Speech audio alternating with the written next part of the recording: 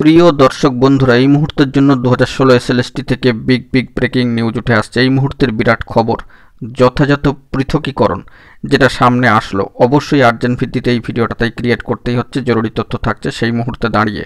তো অবশ্যই ভিডিওটিকে শেষ পর্যন্ত দেখে নেবেন এবং কোনোভাবে কিন্তু ভিডিওটিকে স্কিপ করবেন না, স্টিল নাও দেখবেন শেষ পর্যন্ত, এবং চ্যানেলটিকে অতি অবশ্যই সাবস্ক্রাইব করে রাখবেন জরুরি আপডেটগুলি এইভাবে পাওয়ার জন্য।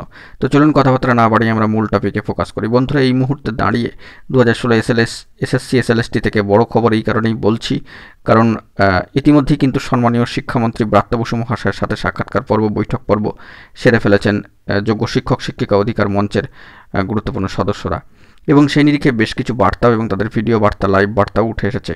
সেই মর্মে উঠে এসেছে বেশ কিছু খবর এবং বিভিন্ন দাবিসমূহ যা সামনে এসেছে, যথাযথ পৃথকীকরণের প্রসঙ্গ।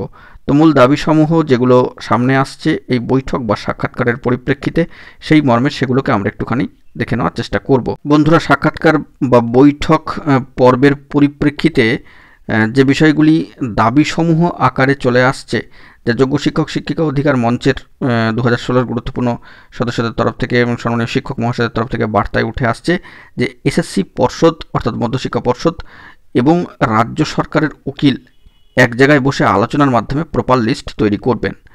দ্বিতীয় যে বিষয়টি, যে স্কুল সার্ভিস কমিশন বা এসএসসি পর্ষদ, মধ্যশিক্ষা পর্ষদ এবং রাজ্য সরকার তিনটি বডির ক্ষেত্রেই লিস্টে যে গরমিল হয়েছে, তো সেটাকে ইমিডিয়েটলি অর্থাৎ যত দ্রুত পারা যায় 10 তারিখের আগে কিন্তু রেকটিফাই করতে হবে।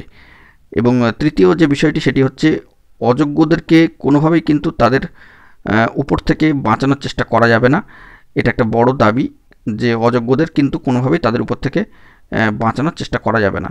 চতুর্থ, প্রপার সেগ্রিগেশন কিন্তু করতে হবে, যথাযথভাবে পৃথকীকরণ কিন্তু করতে হবে।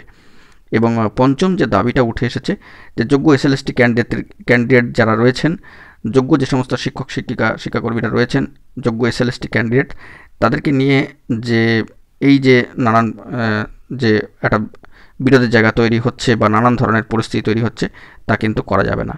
তো এই সমস্ত বিষয় নিয়ে যেটা করণীয় সেটা করতে হবে, সেই মর্মে কিন্তু দাবি তুলে ধরা হয়েছে। তারা যাতে বঞ্চিত যাতে না হন, তারা যাতে অবহেলিত না হন, বঞ্চিত না হন। যারা যোগ্যতার নিরিখে যোগ্য এসএলএসটি ক্যান্ডিডেট, স্বাভাবিকভাবেই তারা প্রসেস মেনটেন করে চাকরি পেয়েছেন, তাদের ক্ষেত্রে যেন তারা বঞ্চনার শিকার না হন, সেই দিকটিকে কিন্তু দেখতে হবে। তো এই মর্মে বেশ কিছুদিন ধরে দীর্ঘ 45 দিন তাদের আন্দোলন চলছে, যে আপডেট উঠে আসছে তাদের অফিসিয়াল ভেরিফাইড গ্রুপ থেকে।